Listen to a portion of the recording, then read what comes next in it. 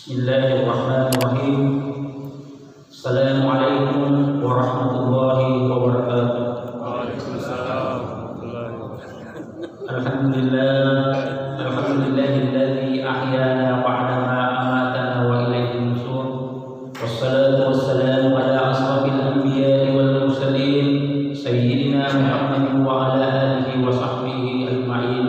Amma ba'd. Yang saya hormati pengurus dan jemaah Masjid Haji Abdul Karim, yang lebih khusus lagi saudara-saudara saya dari komunitas pejuang suku Kabupaten Bulukumba yang insya Allah semuanya dimuliakan dan dirahmati oleh Allah Subhanahu wa Ta'ala. Tiada kata yang paling pantas terlintas dari lubuk hati yang paling dalam kemudian terucap melalui lisan kecuali kalimat puji syukur kehadirat Allah Subhanahu wa Ta'ala. Karena alhamdulillah di subuh hari ini kita masih diberikan nikmat umur yang panjang, nikmat kesehatan, nikmat kesempatan, nikmat iman dan Islam, sehingga kita masih bisa meringankan langkah kaki kita menuju masjid Allah ini. Walaupun tantangan yang kita hadapi luar biasa, kita mesti menembus gelapnya malam, menembus dinginnya waktu subuh, tapi yakin dan percaya Rasulullah SAW bersabda yang diriwayatkan oleh Imam Abu Dawud dan Imam At-Tirmizi, "Basyirul masa'ina fi dulamin ilal masajid bin nuri tami yaumil qiyamah." Berilah kabar gembira kepada orang-orang yang berjalan dalam gelapnya malam menuju masjid-masjid Allah bahwa mereka di hari kemudian akan mendapatkan cahaya yang sempurna. Dan saya yakin dengan nikmat iman yang diberikan kepada kita yakin bahwa 2 rakaatnya salat subuh lebih baik daripada dunia beserta isinya. Rakaatul fajri khairun minad dunya wa ma fiha. Salawat dan salam tak lupa kita kirimkan ke junjungan kita baginda Rasulullah SAW, karena dialah Nabi yang menjadi contoh dan suri teladan bagi kita semua dalam menjalani hidup dan kehidupan di muka bumi ini. Dan dialah juga Nabi yang insya Allah di hari kemudian sebagai Nabi pemberi syafaat. Dan mudah-mudahan kita semua yang hadir pada subuh hari ini insya Allah mendapatkan syafaat Rasulullah SAW di hari kemudian. Jemaah subuh yang insya Allah sama-sama dimuliakan dan dirahmati oleh Allah Subhanahu wa Ta'ala. Insya Allah pada subuh hari ini saya akan melanjutkan suatu kisah sirah nabawiyah salah seorang sahabat Nabi yang mengajarkan kita bagaimana kesabaran dan rasa bersyukur kita kepada Allah Subhanahu wa Ta'ala. Beliau adalah sahabat Nabi yang bernama Abu Kilabah. Abu Kilabah nama lengkapnya adalah Abdullah bin Sa'id Al-Jarmi. Beliau adalah kelahiran Basra Irak dan wafat di tahun 104 Hijriah. Yang menurut riwayat bahwa Abu Kilabah adalah sahabat Nabi yang paling terakhir wafat, walaupun dalam riwayat lain ada yang menjelaskan bahwa yang sahabat yang paling terakhir wafat yaitu Abu Tufail bin Amr bin Wasilah. Dimaksud yang insya Allah sama-sama dimuliakan dan dirahmati oleh Allah Subhanahu wa Ta'ala. Perlu kita tahu yang dimaksud dengan sahabat Nabi. Iya. Yang dimaksud dengan sahabat Nabi menurut Imam Ibnu Hajar Al-Asqalani, yang dimaksud sahabat Nabi adalah orang yang hidup di zaman Rasulullah, generasi yang hidup di zaman Rasulullah, berjumpa dengan Rasulullah, beriman kepada Rasulullah dan wafat dalam keadaan Islam. Itulah yang dikatakan sahabat Nabi. Abu Kilabah adalah seorang ahli ibadah, seorang ahli ibadah dan juga ahli zuhud. Muncul pertanyaan, apa yang dimaksud dengan ahli zuhud? Ahli zuhud itu adalah suatu sifat terpuji di mana orang tersebut lebih mencintai kehidupan akhir, mencintai akhiratnya daripada kehidupan dunia. Dia lebih banyak memikirkan akhirat daripada dunia. Itu yang dikatakan dengan ahli zuhud. Abu Kilabah yang menurut kisah adalah sahabat Nabi yang paling terakhir, yang wafat di Sam di zaman kepemimpinan Khalifah Yazid bin Abdul Malik. Abu Kilabah banyak meriwayatkan hadis-hadis dari Rasulullah SAW dan sahabat-sahabat Nabi dan sekaligus gurunya. Di antaranya adalah Anas bin Malik, Malik bin Al-Huwairis, dari Abu Hurairah, dari Sumara bin Jundub, dari Ibnu Abbas, dari Sa'id bin Basir, dari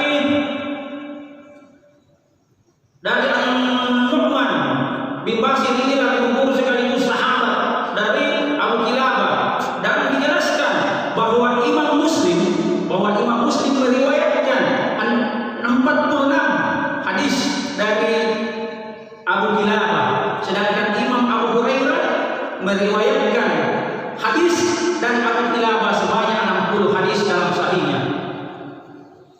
Dalam riwayat yang dijelaskan oleh Imam Ibnu Hibban di dalam kitabnya As-Siqah, dijelaskan bahwa suatu waktu Abdullah bin Muhammad mendapat tugas untuk memantau kedatangan musuh di pesisir pantai. Dalam perjalanannya memantau musuh, tiba di suatu padang yang luas dan mendapati suatu tenda yang kumuh. Kemudian Abdullah bin Muhammad mendekati kemah tersebut, dan alangkah kagetnya setelah mendekati kemah tersebut, ia mengintip ke dalam kemah. Dia mendapati seorang kakek tua di dalam kemah tersebut. Kedua kakinya buntu, kedua tangannya putus, matanya buta, pendengarannya sudah mulai sama-sama mendengar, cuma satu yang masih bisa jelas, yaitu ucapannya. Mulutnya masih bisa mengucapkan kalimat-kalimat puji dan syukur kepada Allah Subhanahu wa Ta'ala. Kemudian Abdullah bin Muhammad mendekati kemah, kemudian dia mendengar dari dalam kemah tersebut si kakek tua ini berdoa, senantiasa berdoa kepada Allah, diulang-ulangi terus doanya. Ya Allah, berikanlah aku petunjuk, berikanlah aku hidayah, berikanlah aku rahmat, sehingga aku senantiasa bersyukur, bersabar, berzikir kepadamu atas nikmat yang Engkau berikan kepada saya. Sungguh Engkau telah melebihkan aku daripada manusia-manusia lainnya. Abdullah pun penasaran apa yang membuat kakek tua ini sampai mengatakan dilebihkan kenikmatan dari Allah Subhanahu wa Ta'ala, sementara kedua kakinya putus, buntung, kedua tangannya buntung, matanya buta. Kemudian Abdullah bin Muhammad berkata bahwa ini apakah dia cuma ngawur atau dia mendapatkan ilham, sehingga dia memberi salam, Assalamualaikum warahmatullahi wabarakatuh. Dijawablah kakek tua yang ada di dalam tenda tersebut, Waalaikumsalam warahmatullahi wabarakatuh. Kemudian Abdullah bertanya, apa yang membuatmu sampai mengatakan bahwa engkau telah diberikan kenikmatan melebihi kenikmatan yang diberikan kepada kebanyakan orang? Apa kata kakek tua tersebut? Bahwa kamu tidak melihat mulutku ini. Saya bersyukur karena aku masih bisa ngomong, mulutku ini masih bisa berzikir, bersyukur dan bersabar kepada Allah, selalu memuji kata-kata Allah. Dan aku bersyukur andai Allah menaikkan, membuat banjir dan aku ditenggelamkan, andai Allah memberikan petirnya sehingga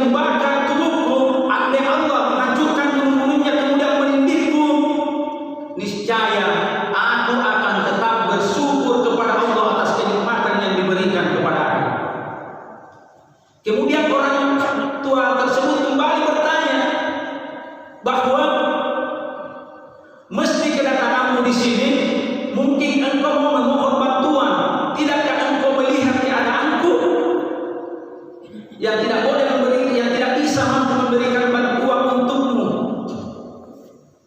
Sehingga orang tua itu balik bertanya bahwa bolehkah engkau membantuku? Aku mempunyai anak laki-laki yang sudah 3 hari tidak balik-balik, tidak pulang-pulang ke tenda ini. Dia adalah anakku yang selalu menyuapi aku tatkala aku lapar, tatkala memberikan minum tatkala aku haus, dan dialah yang membantu aku berwudu di saat aku hendak salat.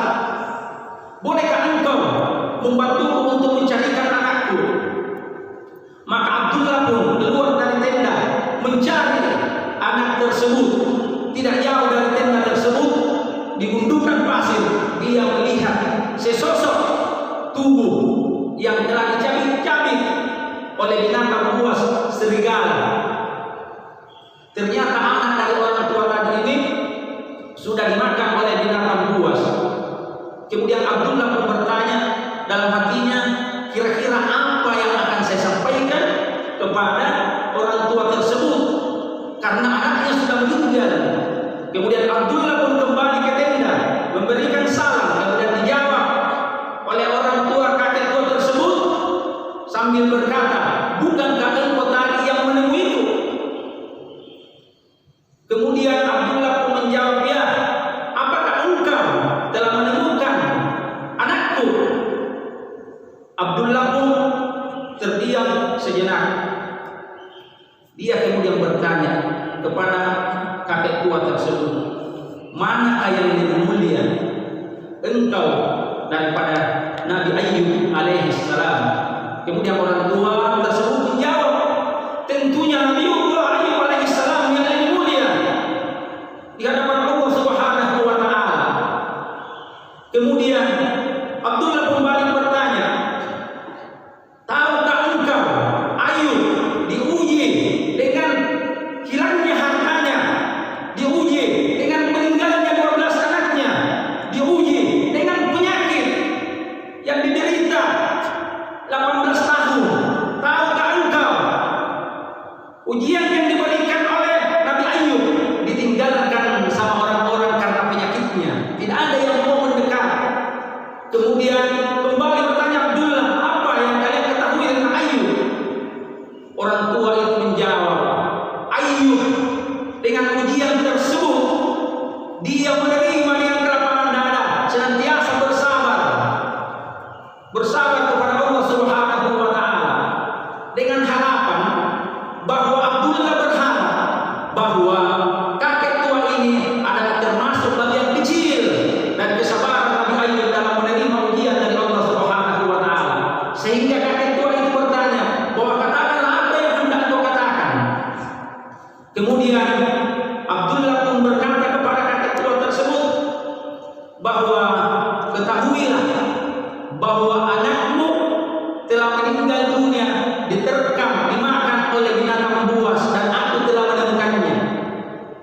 Kemudian kakek tua tersebut pun mengucapkan inna lillahi wa inna ilaihi raji'un.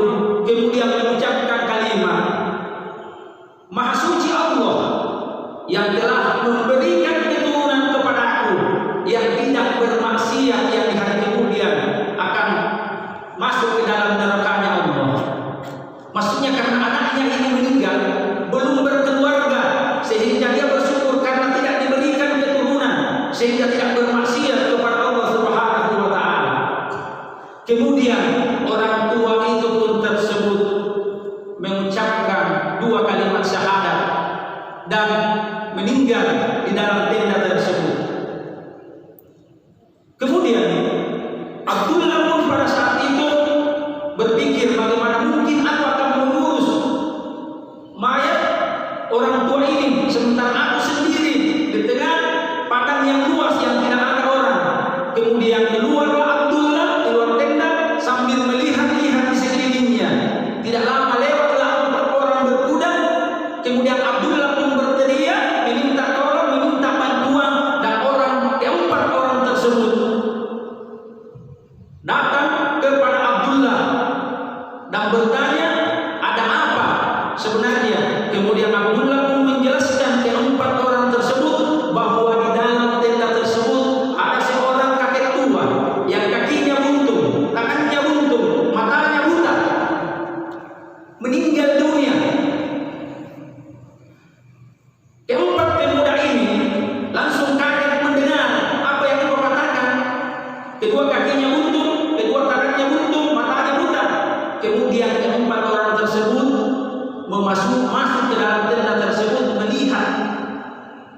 melihat mayat yang ada di dalam, dan setelah dia menutup matanya, keempat orang tersebut bergantian mencium mayat tersebut sambil meneteskan air mata, sehingga menyebabkan Abdullah bin Muhammad keheranan sampai bertanya, wahai hamba Allah, apakah engkau kenal dengan kakek tua ini? Kemudian salah seorang dari mereka berkata kepada Abdullah bahwa sesungguhnya yang meninggal ini adalah salah seorang sahabat dari Rasulullah SAW yang bernama Abu Kilabah, yang dikenal dengan Abdullah bin Sa'id al-Jarmi. Dia adalah seorang ahli ibadah dan ahli zuhud. Di saat orang-orang tertidur, mata ini terbuka menghadap kepada Allah, senantiasa memohon kepada Allah Subhanahu wa taala, berzikir kepada Allah. Dia adalah Abu Kilabah. Dia lari pada saat itu dari pemerintahan karena Abu Kilabah tidak ingin diangkat menjadi qadhi. Pada saat itu dia tidak ingin diangkat menjadi hakim karena dia tidak mau ikut di dalam kekuasaan pemerintahan, sehingga dia meninggalkan pada saat itu kota Madinah dan berangkat merantau bersama dengan anaknya. Dia adalah Abu Kilabah. Lanjut kisah. Apa kata Abdullah bin Muhammad? Pada malam harinya aku bermimpi, dalam mimpiku bertemu dengan Abu Kilabah. Aku melihat Abu Kilabah berada di taman-taman surga sambil membaca firman Allah, surah Al-Ra'd, surah ke-13 ayat ke-24. Salamun alaikum bima sabartum bi ni'mati uqbad dar, yang artinya salam sejahtera untukmu, keselamatan untukmu, masuklah engkau ke dalam surga dengan kesabaranmu. Masuklah engkau ke dalam surga dengan kesabaranmu. Sungguh alangkah nikmatnya hari kesudahan itu. Itulah yang dibaca, yang menurut Abdullah di dalam mimpinya. Kemudian Abdullah bertanya, bukankah engkau yang pernah aku temui? Mengapa engkau bisa berada di tempat ini? Apa kata Abu Kilabah di dalam mimpi Abdullah bin Muhammad? Bahwa Allah mengangkat derajatku, dan tidak semua orang yang diangkat derajatnya seperti ini kecuali orang-orang yang bersabar tatkala tertimpa suatu musibah, tatkala diberikan ujian oleh Allah Subhanahu wa taala, orang-orang yang bersyukur tatkala diberikan kelaparan oleh Allah Subhanahu wa taala. Itulah yang diberikan derajat di tempat ini. Jemaah sekalian yang insyaallah sama-sama dimuliakan dan dirahmati oleh Allah Subhanahu wa taala. Apa pelajaran yang bisa kita ambil dari kisah ini? Mari kita senantiasa bersyukur, berzikir dan bersabar dari apa yang